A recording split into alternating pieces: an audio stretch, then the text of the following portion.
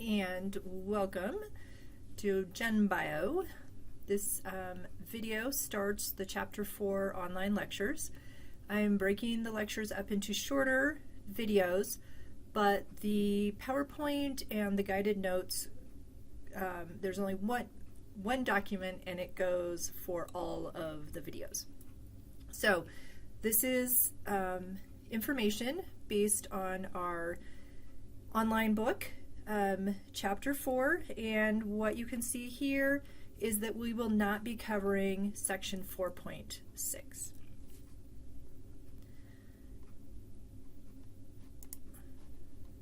Okay, so the next slide, I just want to talk to you about how I suggest you use the online lectures.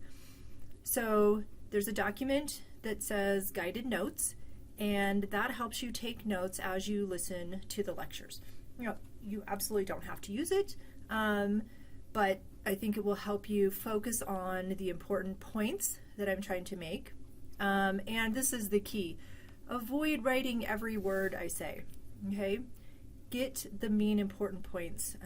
It'll make your life easier, you'll know what to focus on, and I think it will help you get your notes really organized. Try putting the ideas into your own words, right? So it's okay to listen, pause, fill in the guided notes, or take your notes. Have it make sense to you. That is how you're going to learn the material best, and that is how you're going to be able to do well on quizzes and exams and homework by understanding the material and using, again, your own words. That shows that you're starting to understand. I like to do a lot of drawing, so if you are a visual learner, and you'll see in the guided notes, it talks about diagram, draw these different parts of the cell for this specific chapter. So I highly suggest you do that. You will see images on tests and quizzes, and sometimes I ask you to draw things on your homework. So this will help you practice those skills.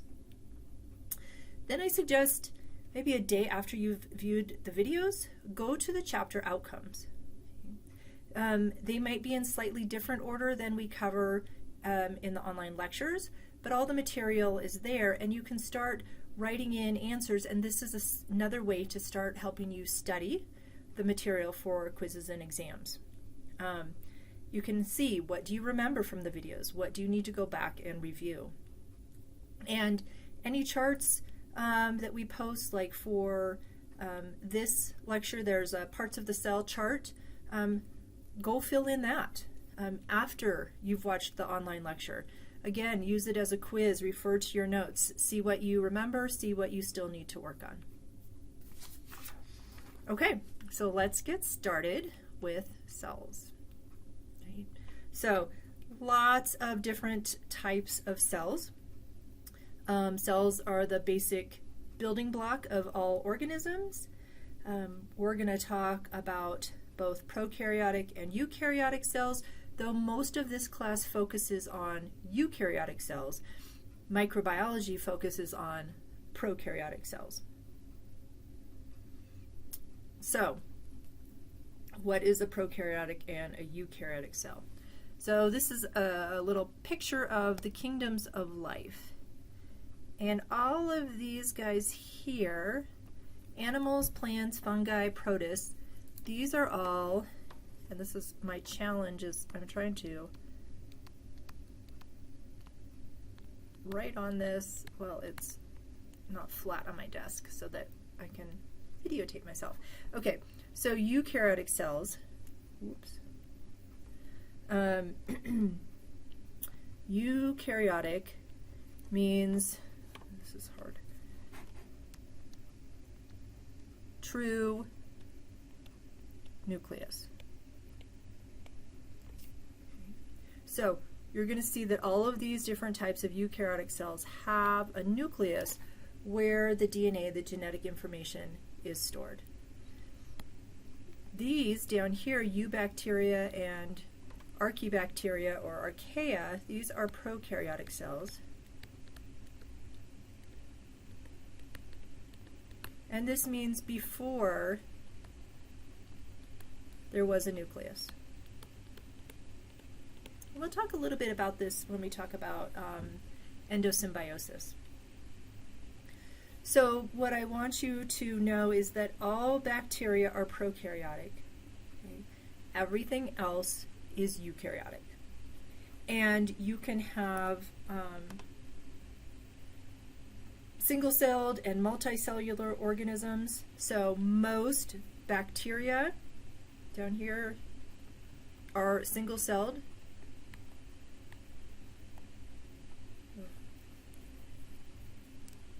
Sorry.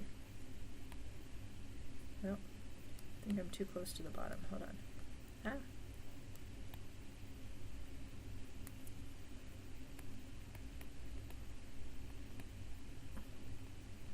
There we go. Single-celled.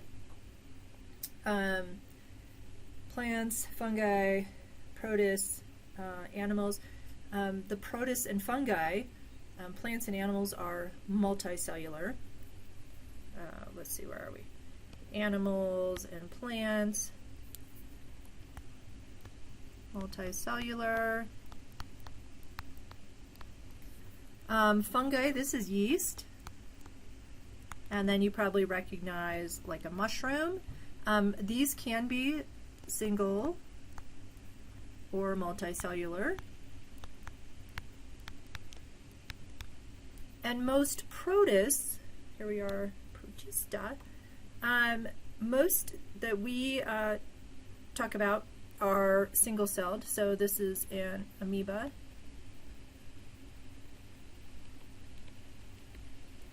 And this is my favorite little guy called a euglena. You'll see pictures of it a lot. Many of these protists are single-celled. So I just want you to understand that you can have multicellular or single-celled organisms in the eukaryotic kind of kingdoms of life, and that most bacteria are single-celled. And if you're thinking, I've heard of bacteria, I'm not quite sure what she means, think of things like E. coli. That's a bacteria you've probably heard of. If you work in the medical field, you might have heard of C. diff, Clostridium. That's a bacteria. You may have heard of Streptococcus for strep throat. That's a bacteria. Or Staphylococcus for a staph infection. That's a bacteria. Streptococcus pneumoniae causes some types of pneumonia. If you look on your yogurt, lactobacillus, that's bacteria. The archaea are what we also call, you can see it here, extreme. These are these ancient bacteria that live in these amazingly unique places, like in the ice in Antarctica or in deep sea thermal vents in the ocean. Again, we don't talk much about prokaryotic cells, but you'll get that in microbiology. Okay, so we've now started to talk about the difference between prokaryotic and eukaryotic cells. The cell theory, there are 3 components listed here, and it goes along with this idea that all living organisms are composed of cells. Okay, so you're composed of cells, I'm composed of cells, your dog, the tree outside, which can be unicellular, so single-celled or multicellular, and that the cell is the basic unit of life. And cells arise from pre-existing cells. And a lot of this seems like, well, duh, but remember that when the cell theory was formulated, they didn't know this. So I don't know if you've ever heard of spontaneous generation, but they used to think, scientists used to think that things just popped out of nowhere. And one of the reasons, or one of the ways they realized this wasn't how life started, or how life is generated. There was an experiment where they took a piece of meat, because they would notice that meat, and remember this is before refrigeration and stuff too, when meat spoils, all of a sudden there's flies. So they thought, oh my gosh, these things just spontaneously generated, like poof, all of a sudden there's flies. So they took 2 pieces of spoiled meat and put one in a jar without a lid and one in a jar with a lid. And they found that the only way you got flies was if there was no lid, right? Or maybe I should say, maybe it was maggots. Anyways, because you had to have the fly come lay the eggs, you get the maggots. It's not spontaneous generation. All cells arise from pre-existing cells. And that includes bacteria down here, and that includes you and other eukaryotic cells.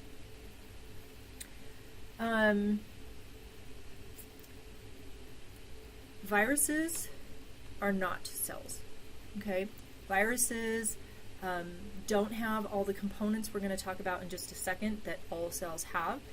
Viruses are not self-sustaining. They have to infect a cell in order to reproduce. So viruses, unfortunately, we don't get to talk really about those either, but you would learn a little bit about those in microbiology, and then as you progress through your college career here at UCD, you could always come and take a virology class with me, and we've spent a whole semester talking about viruses.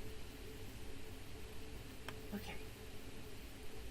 A little bit more about prokaryotic, eukaryotic cells. The key difference is prokaryotic cells do not have a nucleus, and they do not have what we call membrane-bound organelles. And that's what we're going to focus on a lot of this chapter. So organelles, you might have heard of mitochondria and chloroplast. Organelles are little things in a cell that have unique functions. Okay, just like your organ, like your heart is an organ that has a specific function. Organelles mean mini organs, so they are parts of the cell that carry out specific processes. All cells, though, one thing I want you to notice between these two is all cells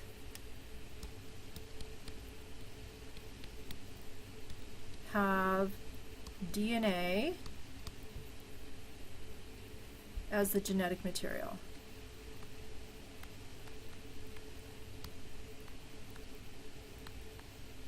Okay. So this is the DNA here of this bacteria, and you can't really see it, but inside the nucleus would be the double strands of DNA in the eukaryotic cell. So all cells. And what's interesting are another way to remember that viruses are not cells is some viruses don't use DNA at all. So some viruses, like the SARS-2 virus, has an RNA genome. So they never even use DNA for their genetic material. The other thing I want you to remember or keep in the back of your mind is that prokaryotic cells, though they may look simple, more or less complex than this eukaryotic cell, they carry out many of the same functions. Okay, so when you go take microbiology, you're going to learn that prokaryotic cells make their own proteins, and they replicate and they make energy and package proteins and send them off, and all of these things that our eukaryotic cell does. They just do it in a different manner without all these little organelles. Another difference between prokaryotic and eukaryotic cells is size. So prokaryotic cells, a bacteria here, the size is between 0.1 to 5.0 micrometers or micrometers. Like this. Okay. Pretty dang small. Eukaryotic cells, most, are a little bit bigger, between 10 and 100 micrometers. So, can be quite a bit bigger. Even frog and chicken eggs, the actual cell is very small. It's in these micrometer size. It's just that these eggs have all of this other stuff around them, all the nutrients, so that they can form a new organism.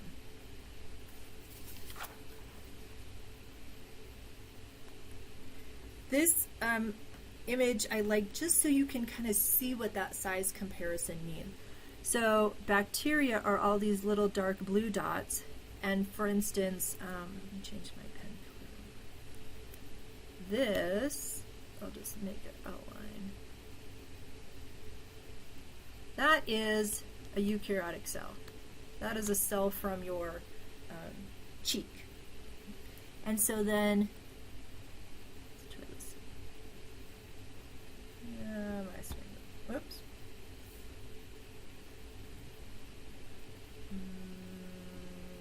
We'll do orange. And now we'll do green. Sorry, I'm just getting used to the bacteria. So these little guys, those are bacteria. So if you go like around your teeth and on your cheeks, that's where these cells come from. It's one of my favorite things to do in a lab, is to take a little cheek swab, scrape off a few cells, put it on a microscope slide, and you'll see all of this yummy bacteria all over your mouth, and then your big eukaryotic skin from the inside of your cheek. So prokaryotic cells, very small compared to eukaryotic cells. Okay, so where we're going to go next is how do we look at cells, and we're going to talk about different types of microscopy. So I'm going to pause here, and you can go on to the next video.